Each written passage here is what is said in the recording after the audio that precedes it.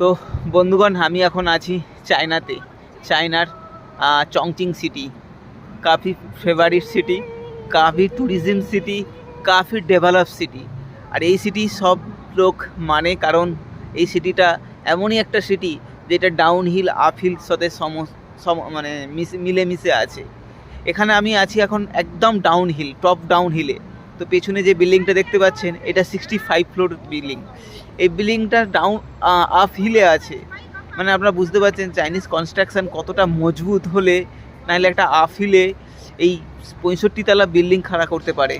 সামনেও আপনি দুটো বিল্ডিং দেখতে পাচ্ছেন, আমার সামনে এটাও তোমার এটা হচ্ছে 45, আর সামনে আর একটা আছে তোমার ওটা 45।